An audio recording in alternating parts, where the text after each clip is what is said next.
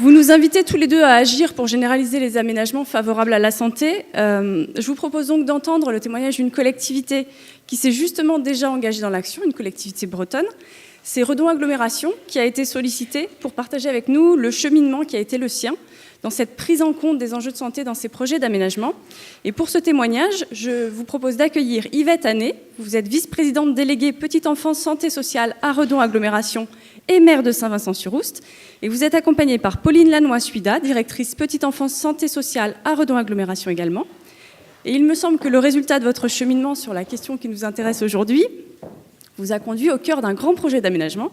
Est-ce que vous pourriez nous dire quel a été le point de départ, le déclencheur de ce cheminement sur votre territoire ? Merci. Bonjour à toutes et à tous, et merci de nous écouter. C'est dès 2007, en fait, que sur notre pays de Redon, nous nous sommes mis en marche pour réfléchir en approfondissant le thème de la santé. Et en 2009, nous avons réussi à mettre en place une animation territoriale de santé.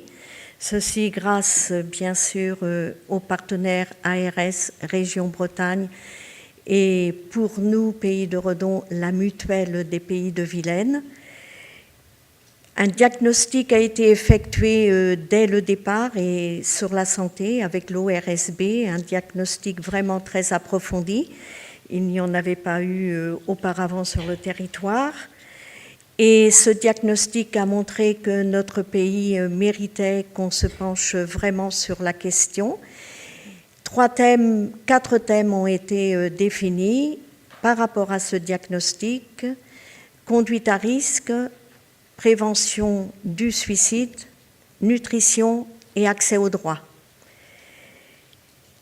Ensuite, en 2011, en fait, est venu sur notre territoire l'EHESP, animé par Éric Breton, et ceci aussi grâce à la mutuelle des Pays de Vilaine.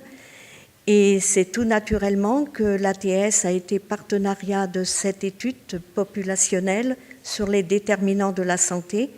Et nous avons mené cette étude sur le territoire durant 3 ans. Et là, la population autour de moi a découvert que santé n'était pas égale à maladie, mais que santé était au contraire égale à santé, bien-être, qualité de vie. Et sur le territoire, nous nous sommes penchés justement à tous les déterminants qui facilitaient ou ne facilitaient pas la qualité de vie sur le territoire. Ceci a été animé, comme je vous l'ai dit, par Éric Breton et ses associés, plus la mutuelle des Pays de Vilaine et l'animation territoriale de santé.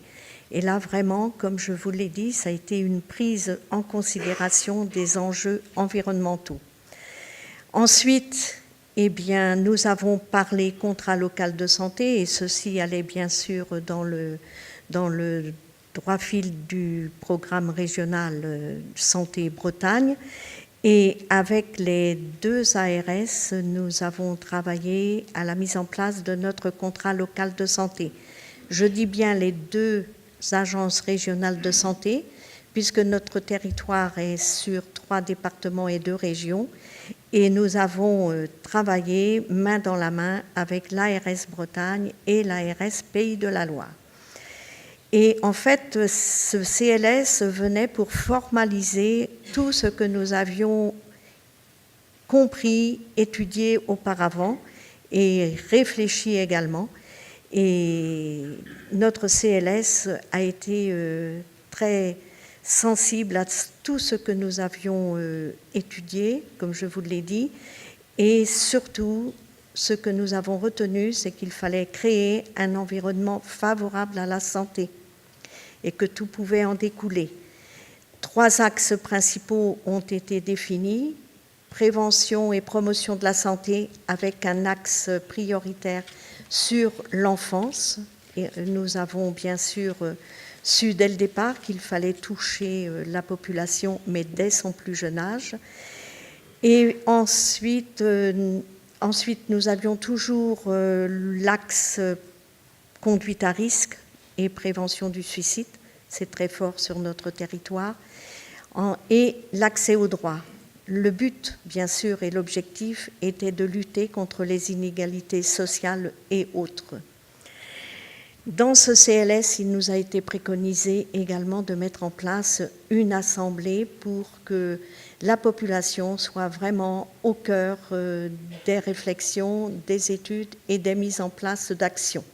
C'est ce qui a été fait, et on l'a appelé d'ailleurs Assemblée territoriale de santé, menée en lien avec le Conseil de développement de notre pays. Ensuite, et notre CLS a été signé bien sûr par l'ensemble des partenaires en octobre 2015. Dans ce CLS, nous avons une fiche spécifique sur l'environnement spécifique à la santé et notre territoire s'est transformé, c'est-à-dire que Redon, la communauté de communes de Redon est devenue Redon Agglomération à partir de 2018 et le GIP Pays de Redon qui portait l'ensemble des activités et des actions sur la santé s'est dissous, oui, le 31 décembre 2017. Et c'est Redon Agglomération, la collectivité, qui a repris compétences santé et sociale, c'est-à-dire qui a repris en fait les actions menées par le GIP Pays de Redon, le CLS et l'ATS, le CLIC également. Et maintenant, c'est donc porté par l'agglomération. L'agglomération a mis en place un projet de territoire. Et dans ce projet de territoire, un grand aménagement appelé Confluence 2030. Confluence 2030, en fait, correspond à un territoire sur Redon, bien sûr, la ville de Redon, et sur la ville voisine, Saint-Nicolas de Redon, qui est en Loire-Atlantique, et Redon en Ille-et-Vilaine. Et c'est là aussi tout naturellement que nous nous sommes dit, il faut aller plus vite, que nous nous sommes dit, il nous faut absolument que dans ce grand projet, nous menons une spécificité sur la santé et nous avons réfléchi à une EIS, évaluation d'impact sur la santé, et ensuite nous avons réalisé qu'il valait mieux pour notre territoire l'urbanisme favorable à la santé, et c'est ce que nous sommes en train d'étudier aujourd'hui. Et nous avons répondu bien sûr à l'appel à projet de l'ARS Bretagne en ce sens en 2017 et notre animatrice de l'ATS s'est également formée dans ce sens. Je vais laisser maintenant ma collaboratrice continuer. Voilà, donc cette progression, la démarche a été progressive, de la santé déjà comme une sensibilisation de l'ensemble des acteurs à la santé, puis l'environnement comme déterminant de la santé, l'appui sur le CLS et enfin une conjonction de facteurs à un moment donné, de projets d'aménagement qui se sont développés, la formation et l'appel à projet Innovation Santé qui a vraiment déclenché le projet. Pour ce projet, il y a eu plusieurs points d'appui sur lesquels on voudrait insister. Donc le CLS, Madame Anné en a beaucoup parlé déjà, donc, qui permet de mener des projets transversaux, innovants, qui associent plusieurs partenaires, donc qui sont très fructueux. Les plans santé, régionaux santé environnement Bretagne et Pays de Loire, qui sont forcément des documents cadres sur lesquels on peut s'appuyer au niveau local pour lancer une dynamique, pour promouvoir ce type de projet. Ce qui a été important aussi, c'était dans le cadre du projet Confluence, donc un grand projet d'urbanisme, c'était la concertation des habitants qui a déjà commencé depuis environ 1 an et dans lequel les habitants ont vraiment appuyé sur le cadre de vie au quotidien et donc finalement quelque part cet environnement favorable à leur santé, à leur déplacement, à leurs loisirs, etc., sur lequel on va s'appuyer encore pour travailler sur l'urbanisme favorable à la santé. Ce qui a été favorisant également, c'est l'adhésion de la chef de projet Confluence 2030, donc Catherine Girard, qui coordonne vraiment avec les 3 collectivités, l'agglomération et les 2 communes, et donc qui a vraiment bien compris ce qu'était l'urbanisme favorable à la santé et qui porte aussi au niveau technique cet aspect-là. Et puis, bien sûr, le portage politique et technique qui est fort au niveau de l'animation territoriale de santé. Voilà, donc avec Madame Anné, vice-présidente, qui défend ce projet-là. Et puis, voilà, on a parlé de la formation de l'animatrice tout à l'heure. Voilà, le fait que nous, au niveau de l'animation territoriale de santé, on soit aussi convaincus, c'est forcément porteur. Et la fusion aussi, l'intégration, on va dire, de l'animation territoriale de santé qui était auparavant portée par le pays au sein de l'agglomération, fait que finalement, on a l'animation territoriale de santé, donc ce projet d'urbanisme favorable à la santé et le portage de Confluence dans la même collectivité, ce qui fait que forcément, c'est beaucoup plus facile de travailler ensemble et de mener ce projet transversal. Donc voilà, finalement, là, ça résume un petit peu ce projet d'intégration de l'enjeu de santé et de ses déterminants au sein de Confluence. Il est vraiment à l'intersection, en fait, de 2 politiques territoriales. La politique santé, avec le contrat local de santé, et le projet de territoire et Confluence 2030, et qui s'enrichissent mutuellement, puisque finalement...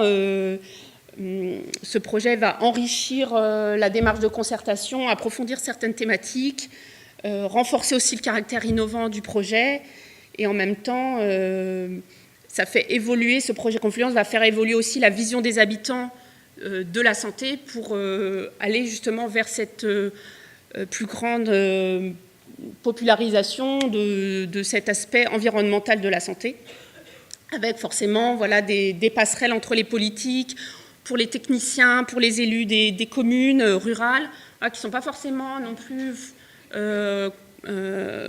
encore convaincus, ou pas forcément cette vision-là de l'urbanisme ou de la santé et du lien qu'il peut y avoir entre les 2. Donc le but, c'est aussi d'aller plus loin que ce projet-là et de pouvoir imprégner assez durablement les politiques publiques pour qu'il y ait ce lien de transversalité qui dure aussi dans le temps après. Voilà, donc on a presque fini, c'était conclure.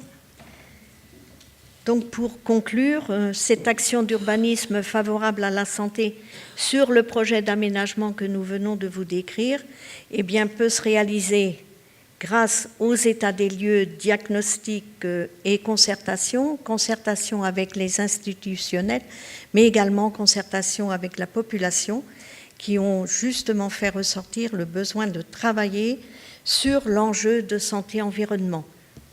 Mais cela a mis 10 ans, 2009-2019. À l'inscription de cet enjeu dans des documents cadres et au soutien institutionnel, alors nous avons un comité de pilotage mis en place avec les 2 ARS, ARS Bretagne, ARS Pays de la Loire, et puis nos instances au sein de la collectivité. Et puis, bien sûr, comme vient de le dire Pauline, ceci est dû à des services et des élus qui sont sensibilisés à cette démarche, qui ont sensibilisé en premier les élus de Redon et de Saint-Nicolas-de-Redon et aussi de la communauté. Parce que, il nous faut bien sûr soutenir ceci, comme vient de le dire Pauline, près de nos collègues. Et c'est un aménagement du territoire en cours, 2030, l'objectif, qui souhaite innover et expérimenter des nouvelles démarches. Et celle-ci, bien sûr, se fait en premier, urbanisme favorable à la santé. Et ceci va se réaliser grâce à la présence d'une experte recrutée comme chargée de mission. Et je dis bien une experte, Nina Lemaire, qui a déjà une belle expérience sur la ville de Rennes dans le quartier du Gros Chêne.